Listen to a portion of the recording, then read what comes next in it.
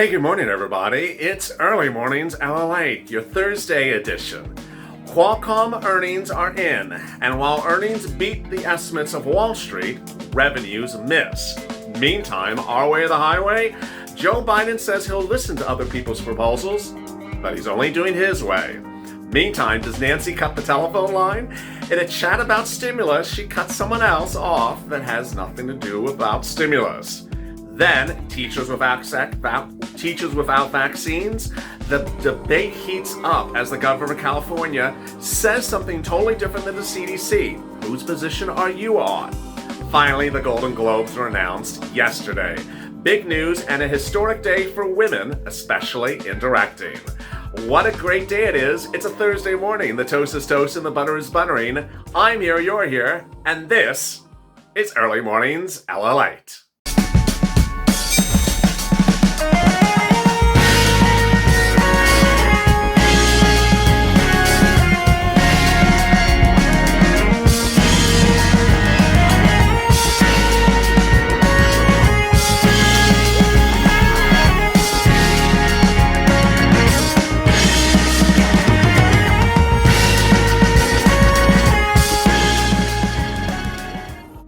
Hey, good morning, everybody. It's Early Mornings LALATE, the 6 a.m. edition. How are you? It's a good day, and currently Wall Street is trading in the early hours relatively quiet. The Dow futures and the NASDAQ futures were quiet overnight, trading less than 1% up. But other details hit as well. If you've not subscribed to this channel, please subscribe. This is the most comprehensive financial news channel there is, recording 24 hours a day, 7 days a week, from Wall Street to Main Street, from your home to my home, all the details and the most interactive online as you can find. So make sure you subscribe. Also like this video, and if you've not become a member, consider becoming a member. Purple Hawk, Purple Power, or Calcino VIP. So much happening in this recording, and over there is an instant premiere. You can chat with your Purple Power buddies about what you think is going to go on today and tomorrow, and what do you think about the Super Bowl? And with that, there's so much happening across the board this morning. Let's get to the breaking news. The breaking news is Wall Street was shocked by Qualcomm earnings report. Qualcomm came in after hours last night, and while it beat on the earnings side, it missed badly on the revenue side, missing Wall Street's estimates. Yesterday, Amazon fell while Alphabet went up. That's after the news that Jeff Bezos is stepping down as CEO of Amazon. Turning to stimulus, our way or the highway? Yesterday, Joe Biden continually said, I'm willing to listen to anything you gotta say. But when asked if he would change on the $1.9 trillion stimulus package number, no. When asked when he would change on the $1,400 stimulus check number, no. When asked when he would reduce the eligibility of the stimulus check, he said no. So while he's willing to listen, it appears that it's his way or the highway. The third stimulus package is effectively finalized at this point because all they need to do is just call a vote. The vote is anchored because of a situation that happened 2 days earlier. A reconciliation bill was passed in Congress, and that reconciliation bill now says that you can just call a vote for the $1.9 trillion stimulus package of Joe Biden, and you just need to have Democrats support it, and it's done. It's finalized. It's law. How soon is the big question. It's not a question of whether it's going to happen or will it happen. It's just what day. So you will be getting a $1,400 stimulus check, $2,800 a married couple, $1,400 children, adult dependents, $3,200. That's finalized at this point. FPUC will be January to September at $400 a week. Did Nancy cut the telephone lines? More about that in a second. But wow, I mean, Qualcomm's earnings were $2.17 a share versus $2.10, beating the estimates. Revenues, however, came in at $8.23 billion versus an estimated $8.27 they were expecting, so slightly lower. But Jared Bernstein, long-time economic advisor to Joe Biden, spoke yesterday about the $1.9 trillion stimulus item and and whether it is really his way or the highway. And Bernstein repeated much what I've been reporting over the last few days, which is Biden camp thinks that there's not much room for that number, that number is about as low as it can be. He also talked about GDP, which dominated a CBO, Congressional Budget Report, earlier this week that said it expected the GDP in the United States to grow substantially this year. Bernstein said, who cares? That has nothing to do with the benchmarks upon which we determine stimulus. You can't judge our plan, our success, by looking at GDP, not even looking at the unemployment rate. Those things are necessary, but they're not sufficient. For far too many people, GDP growth is a spectator sport for decades on end. Our policies have to recreate other issues. There you go. And this is consistent with the reports that suggest that you could have, yes, multiple stimulus checks. Joe Biden could be back with other stimulus packages in the next few months because his camp is now saying 1.9 was probably on the cusp of being too small when it was written, and this may not be enough.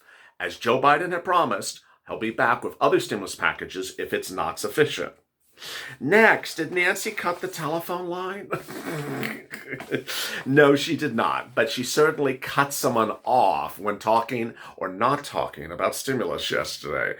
The wonderful 2020 Nancy is back. Yesterday, Joe Biden had telephone calls with his caucus.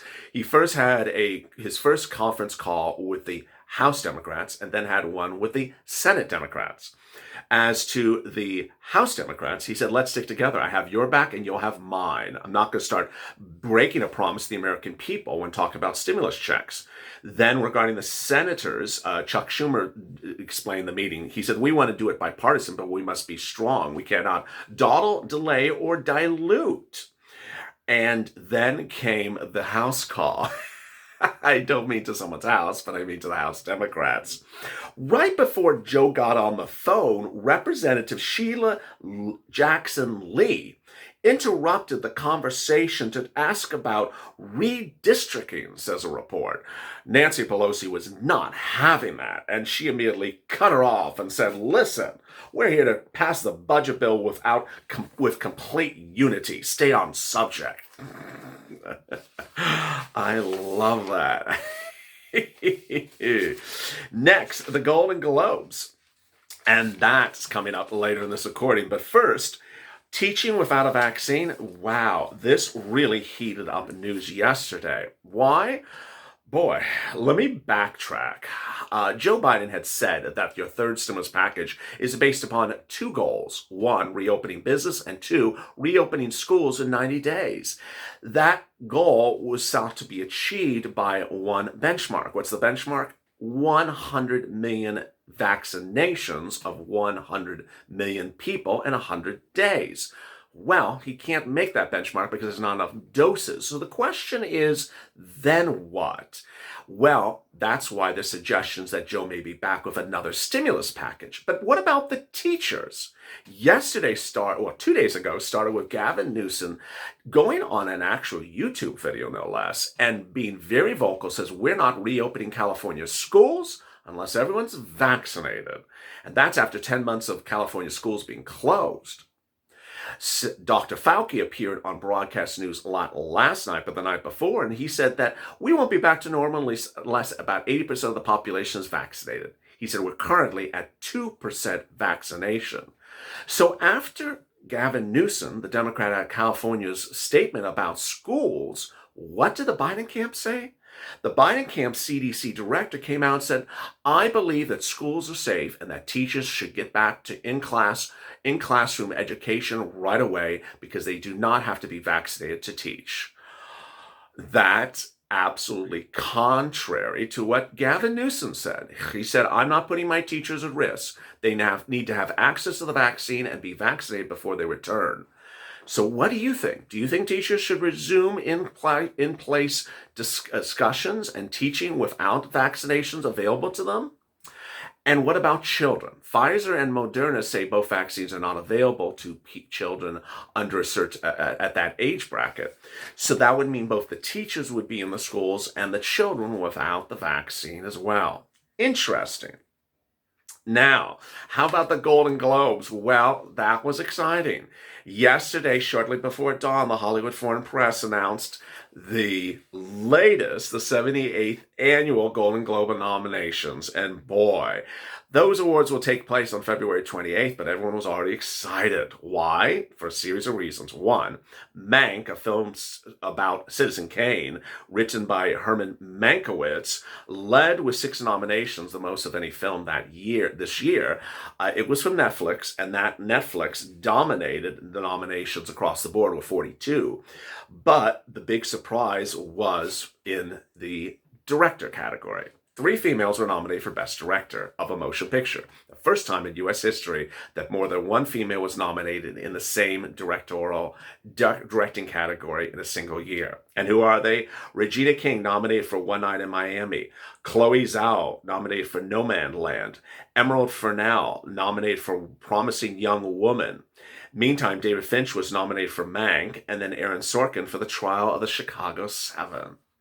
The nominations yesterday announced were Best TV Series Comedy, Emily in Paris, The Flight Attendant, The Great, Schitt's Creek, Ted Lasso, and for Best TV Series Drama, The Crown, Lovecraft Country, The Mandalorian, and more. Wow, what an exciting day. The new day starts with continued focus on stimulus and Wall Street with earnings. Other nominations were as follows. Motion Picture, music or comedy nominations were Borat, subsequent movie film Hamilton, music, Palm Springs, and The Prom. Also nominated in the prior category, which I missed, for TV series drama were Ozark and Ratchet. Finally, Best Motion Picture Drama, The Father, Mank, Nomadland, Promising Young Woman, and The Trial of the Chicago 7. What a great day it is. With all that, what's important to understand is that there's going to be a $1,400 stimulus check, $2,800 for a married couple, $1,400 for children, adult dependents, $3,200. The other provisions of the third stimulus package are all really quite exciting and very robust. They're detailed in the video right after that. So join me on the continuation of Early Mornings LA when I go through the items in the third stimulus package and the new surprise items that no one saw coming in there as well. Meantime, if you did not watch EIDL on Overnights LA, catch that, FPUC as well, and Hazard Pay, which debuted last night, our new hit show. Meantime, join me at 8:30 a.m. with the continuation of Early Mornings LA with Mornings LA. I'll be live on air and answering your incredible questions. Stay informed, stay focused. There's so much happening today. The important thing to understand is that this bill is a finality. All they do is have to set it for a vote, and then we're on our way. Stay informed, stay focused, keep on smiling, and say LA for more.